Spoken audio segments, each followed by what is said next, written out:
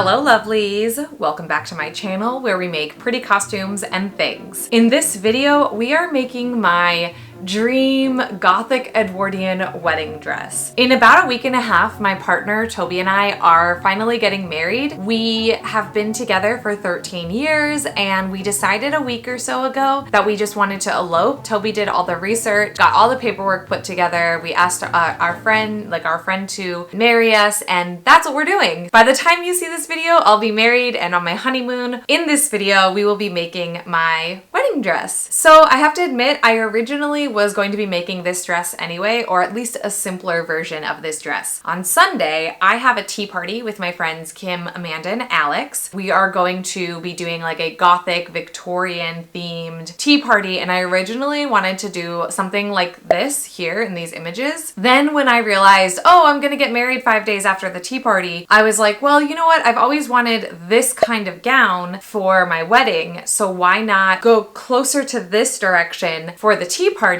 but also get married in it. My goal with this dress is also to make something that I will actually wear. It might not be something I wear day to day. It's definitely something that I would just like to have in my closet. And so yeah, that is what we're doing in this video. But before we can head on over to the table to discuss the materials, pattern, and my plan of attack, we have a word from today's sponsor. This video is sponsored by Vivaya. Vivaya is a shoe company that makes the most beautiful shoes that are also eco-friendly and sustainable. Their mission is to make something better for you and the earth. They are focused on creating a more comfortable and stylish shoe that is also made out of recycled water bottles and other materials. Vivaya had me pick a pair of shoes and I chose the Isabel square toe lace up heeled boots.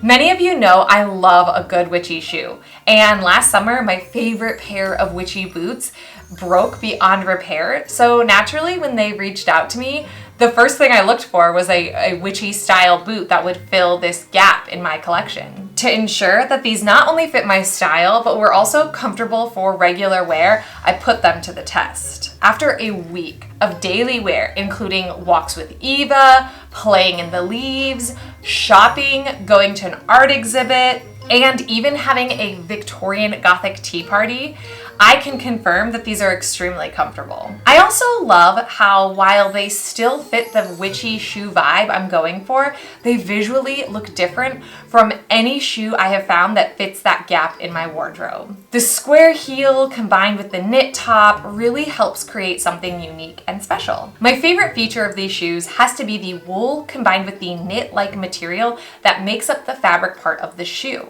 This is made from recycled water bottles that is chipped, spun into Vivaya's signature thread, and then knit into this durable but comfortable top portion of the shoe. This part of the shoe is also breathable and antimicrobial to help keeping you from infectious foot diseases and minimizing sweaty feet.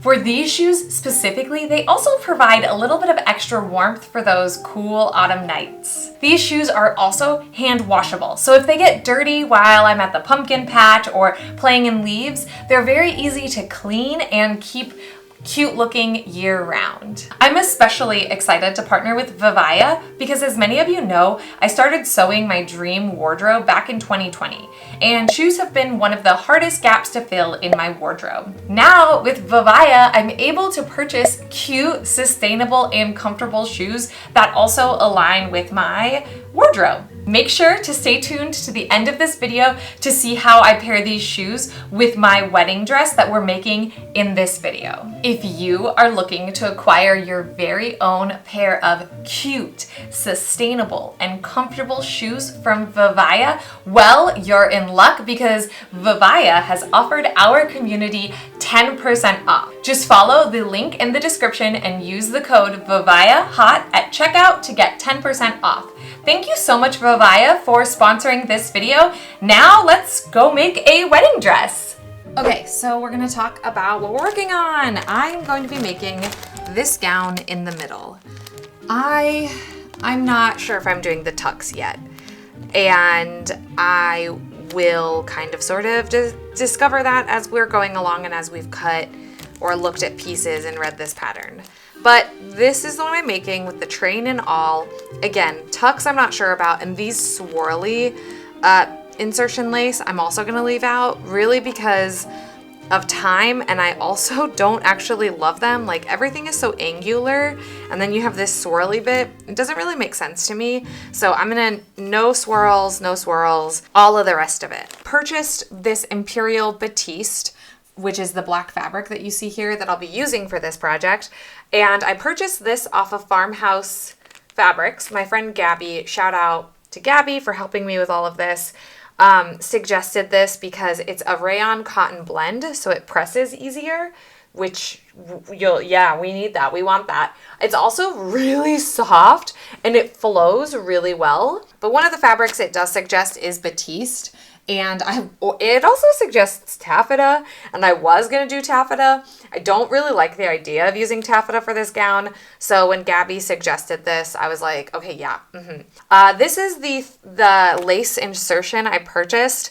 It's honestly not the best lace insertion because it's a modern day lace insertion, so this back piece is here. They're quite thin, and that's kind of a little bit scary.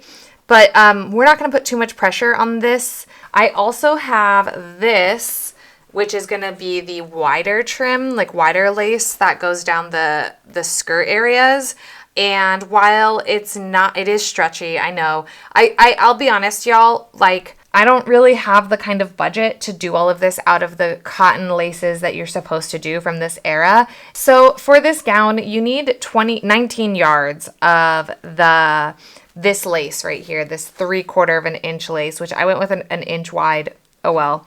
And then you need 10 yards of 1/2 inch pre-gathered edging lace, which I still need to go pick some of that up. I don't have 1/2 inch wide, I have full inch wide, so I need to pick some of that up. And then 12.5 yards of 2-inch wide insertion lace, and we are definitely going way over the well, no, it's not way over. But yeah, so what is that? Like, oh, I lied. We're making view C. Okay. So for view C, we need 42 yards of 3/4 of an inch lace, plus 9 yards of 1/2 inch lace, plus another 13 3/4 yards. So that's like, what, 60, 70 yards of lace, and I really just can't afford lace that's $2 to $3 a yard for this project. Also, these are the buttons that I got, because we need, I think, 10 buttons or 9 buttons or something. So these are the buttons that I purchased. Like I said, I'm not 100% sure I'm going to be doing tucks on this or not. I think what we'll do right now is let's get this all pressed and all these pieces pressed and figured out what I need to cut out and set aside all the pieces that I need and then read the instructions. So that's where we're at. Let's get to it. Okay, so before I can press, I just did a small project for Toby, and I didn't realize that my pressing cloth had this gunk on it. I don't remember what this is from. I'm sure somebody will be watching my videos and realize that this is what it's for, that like one of them will tell you what this is from, but I just cannot remember how this got here or what it is. Now it's on the bottom, can you see that, of my iron, and I do not want this to rub off on my black fabric, so we're gonna clean my iron and then I will get to pressing. This is what I'm using to clean it with, and it has some pretty awesome instructions on the back of it. I think you can get this at Joann or Amazon. I'll try to link it below if I remember.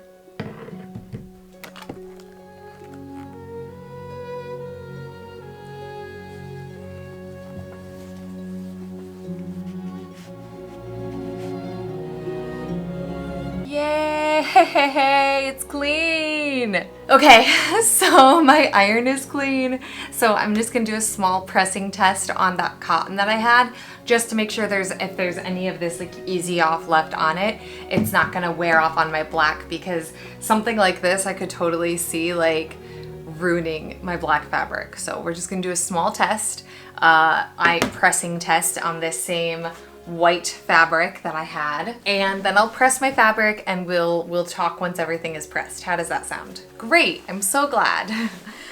Talk to you in a minute. I started with cutting out the skirt pieces. There are 2 of these that are each cut twice, creating 4 panels for the skirt. Once the panels were cut, I brought them over to the mannequin, pinned them to the waist to allow them to hang for a day or 2 while I moved on to the other pieces.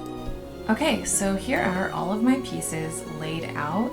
And this pile right here is 10 pieces of ruffle that I get to do this lovely lacing detail to. And there's my instructions. I have an idea of what I need to get started on next, but it is almost 6 o'clock, which means it's time to start making dinner. Oh, and also I have this hanging. I know I got video of it, but I'm basically gonna have this hang overnight because some parts of it are cut on the bias, which means it needs to stretch. And I'd rather that happen. So now let's talk about tomorrow.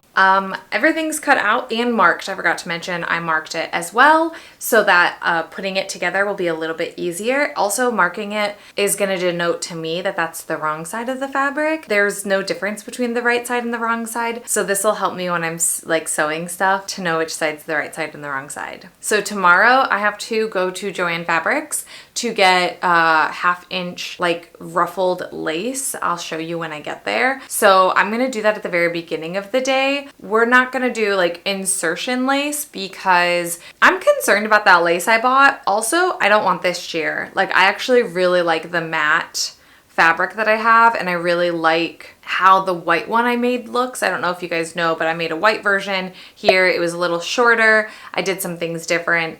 This is clearly different.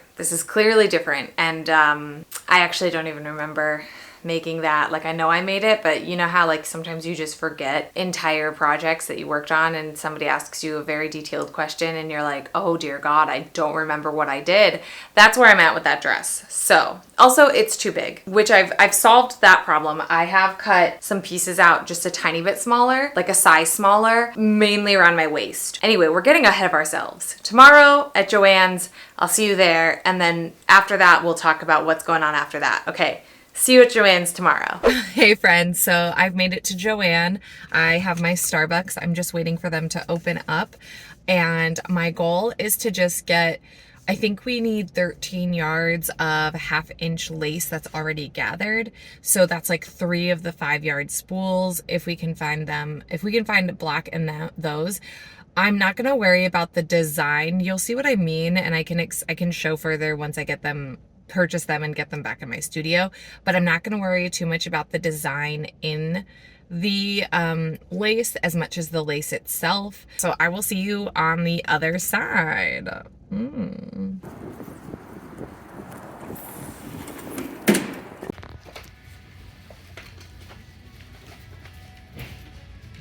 All right, so we're back in the studio and I'm excited to share that the 2 spools of lace that I purchased were actually the same kind of lace.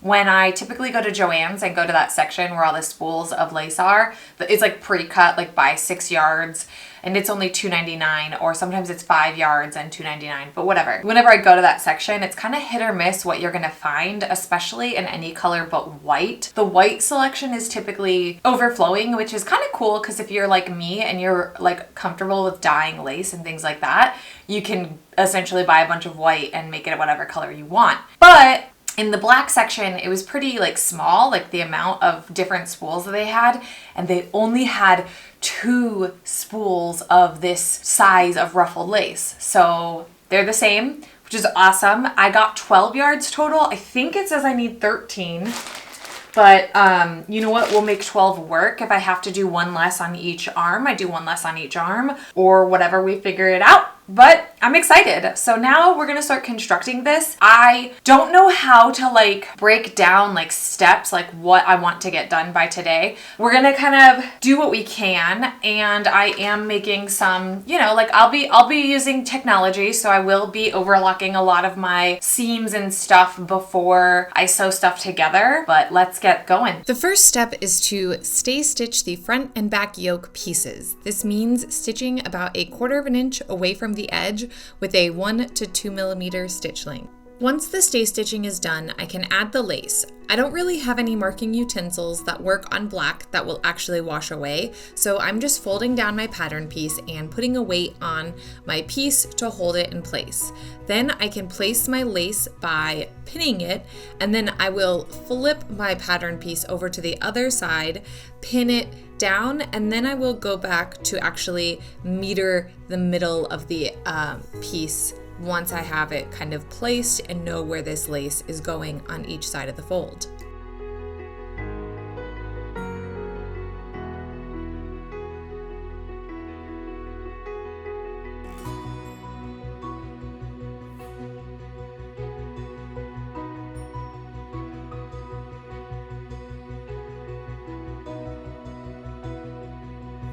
To sew this down, I will stitch about 1/8 of an inch to 1/4 of an inch away from each edge of the lace. Since I'm not doing this as an insertion lace, I don't really have to worry too much about doing a zigzag stitch or any of the insertion process.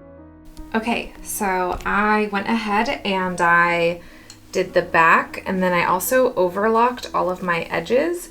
I realized that I cut notches. So to kind of like denote the notches, I know it's so hard to see, I marked it with a pencil.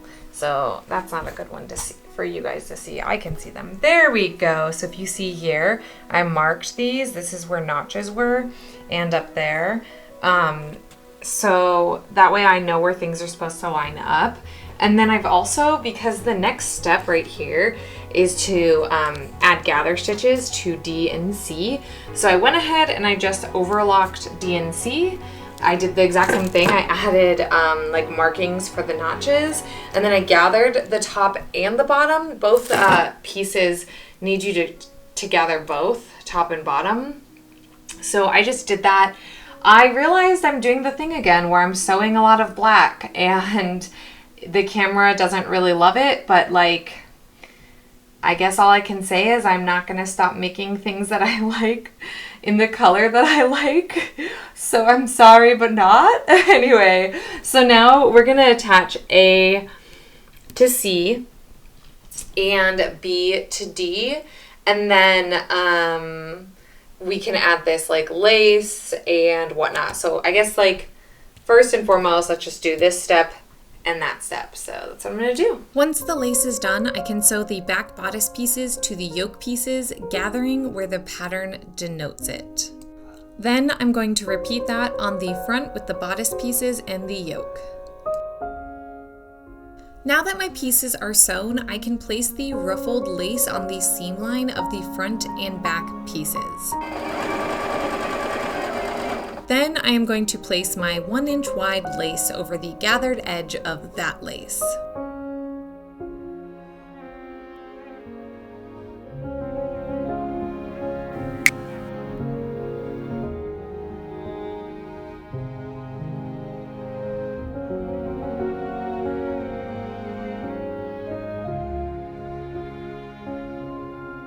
Okie dokie, so this is where I'm at with the bodice piece. It doesn't have a closure yet, it's just this, and I just put it on the dress form for funsies because it makes me feel like I've accomplished something. And then over here we have this like skirt yoke piece, which I have stay stitched everything around, and then I also stitched it together, pressed it flat, so that's awesome. Then on the skirt panels, every skirt panel at the top has like an amount that you need to stay stitch, and I have done all of that. So tomorrow when I get started, we're gonna jump right into actually putting all the lace down on this yoke.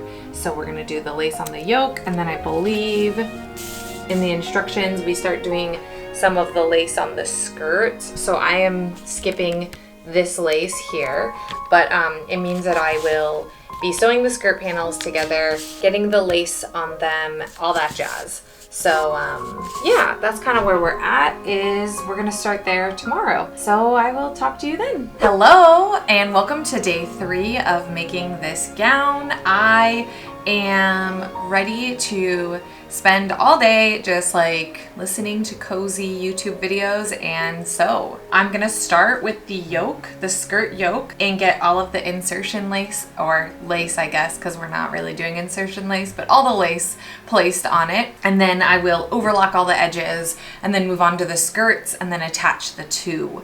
I'd like to get that done by lunch. It is just before 10 o'clock. Lunch is at noon, so I think I can get that done in 2 hours, and then we can continue with the construction from there. But I'd like to be in a place today where like all that's left is maybe like 2 to 3 hours of work. So that's where I'm at. We'll see what happens. I don't know what that looks like. I don't know what step I have to be on to get there, but we'll figure it out, right? All right, so yeah, let's just get started on doing the lace for the yoke.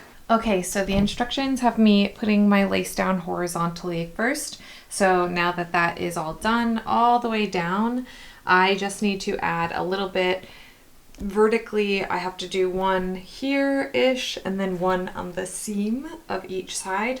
And then I think 2 on the back of each of these. So I'm gonna get that done. Like I mentioned earlier in the video, this wide lace I bought has a stretch to it, and it really makes it difficult to sew because it wants to stretch as I sew it. So I did my best to place and pin the lace in place as denoted by the pattern. I started by folding the pattern just like I did in the previous steps, and then I will pin this down on both sides of the lace, and I put quite a few pins in this so that I can really make sure that the placement is precise. Then for the curved piece, I actually go ahead and hand stitch that curve section down. I baste it down basically just with a long running stitch, and then I sew it down. This really helped keep it from having weird puckers or anything like that.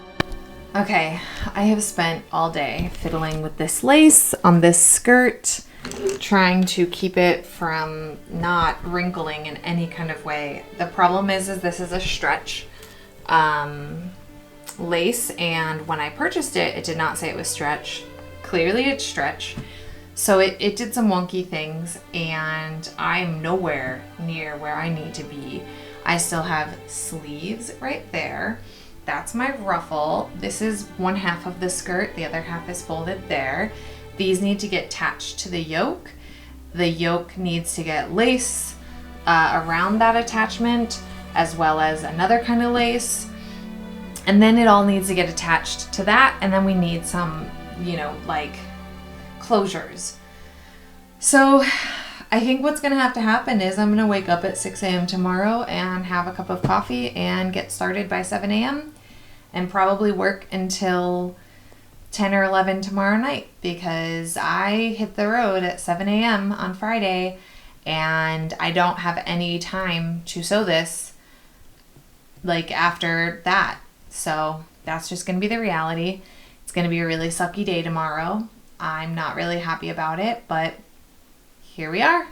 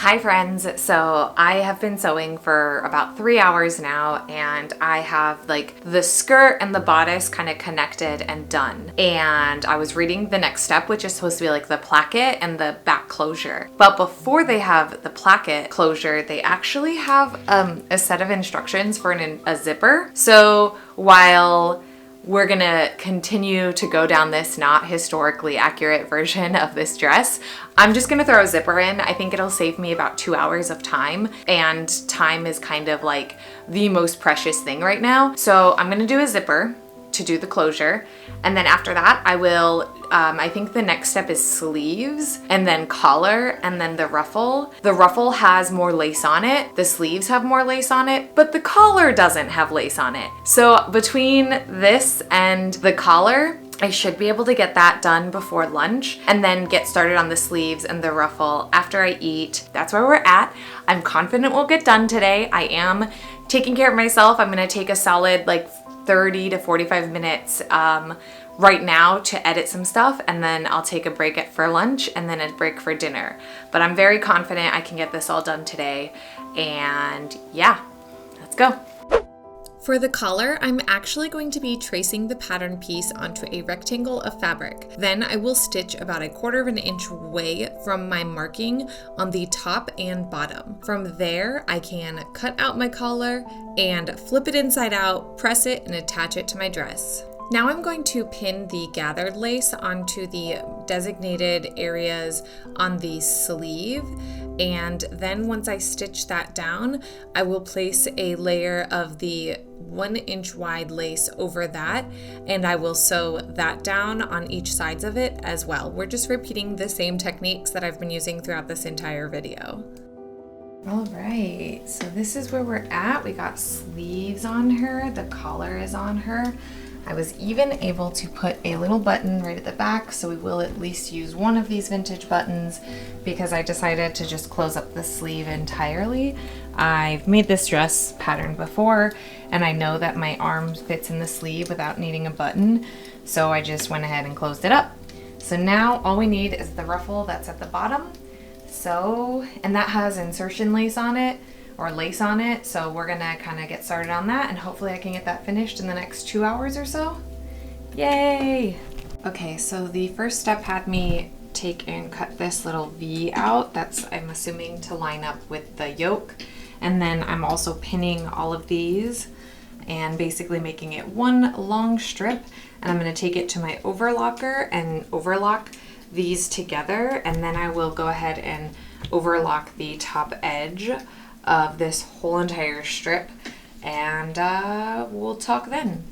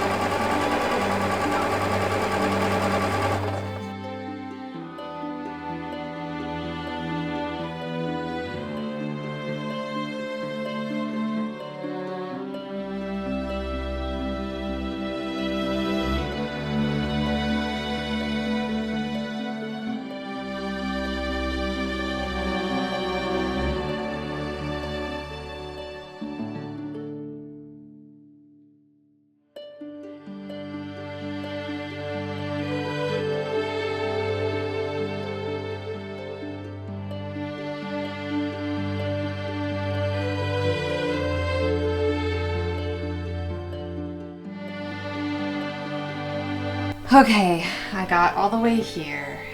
This is all that's left, and I ran out of trim, but I'm just gonna leave it. I don't think it's gonna be that big of a deal, as long as when I do photos of or with it, I know what side this gap is on and try not to pose that way.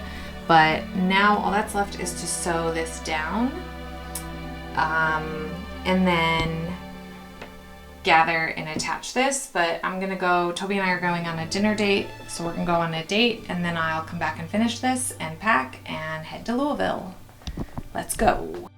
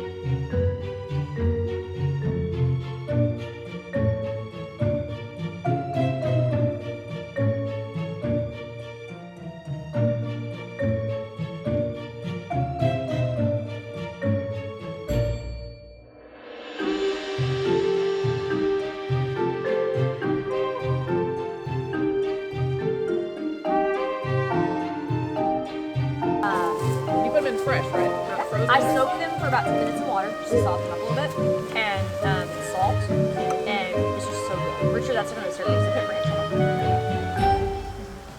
Okay friends, thank you so much for watching this video and watching me create my wedding gown. I do have a couple thoughts about this project. The main kind of like concern or thing that I wish I could do different is the lace that I chose to make this gown with, while affordable and completely accessible to me, made it harder to, like, more difficult to work with, especially the wider lace that didn't advertise it being stretch and totally was stretch. That was a huge disappointment and a bummer. But also the fact that, like, I couldn't do insertion lace anywhere on this gown because of the laces that I chose. Now, I still stand by my choice because I was trying to make this for $100 or under $100, and I was very successful at that. Seeing as how I needed 60 yards of lace, the actual, like, type of lace, like heirloom lace, that I would have needed to purchase is around $4 to $5 a yard, and again 60 yards. I'll let editing Casey do the math and put it up on screen, but that is way out of budget, and that's really way out of budget for any kind of like garment that I would make to wear, because like I make these things so that I will wear them and I will wear them often, and the nicer, more expensive things that I make, I am less likely to wear because I'm afraid of breaking them. It's like with not breaking, getting them dirty or doing something to them that will make it to where I can't wear them anymore. So making more affordable garments and things that are in a lower budget with a lower, like a less amount of time spent, I'm more willing to wear often. Now, with that being said, I would really absolutely love to make a Gibson girl blouse out of black with all of the right types of thread, all of the right type of lace, and do the insertion lace and maybe change up the sleeve. I have 2 Gibson girl blouses already that I've made and I like them a lot. I wear them a lot, but I'd love to make modify the pattern and make something more witchy and that will fit also in this, like, but make it gothic theme. And with that being said, I do want to start a whole series, I guess, on here called But Make It Gothic. I did it with my Regency gown. I've done it now with this Edwardian tea gown, and I think it would be really fun for me to be able to kind of tap into what motivates me and what inspires me the most, which is like gothic and occult like themes and things like that, and do that on historical silhouettes. Obviously, I still would absolutely love to make a morning gown, like a Victorian morning gown, but I'd also really like to do this in garments that we don't always see a gothic variation of. So I don't know, that's just something that I've thought of. So if you have any ideas for the But Make It Gothic series, please feel free to share them below. Otherwise, I hope you liked this project, and the next video I will be revealing what my holiday dress is. So that's exciting. I will be a guest at a convention called Holiday Cosplay Tampa Bay, and I thought it would be a really good opportunity to actually make a holiday gown again this year. I didn't make one last year, and so now I'm like, all right, let's do another one. So I can't wait to share that with all of you, and I hope you all like it.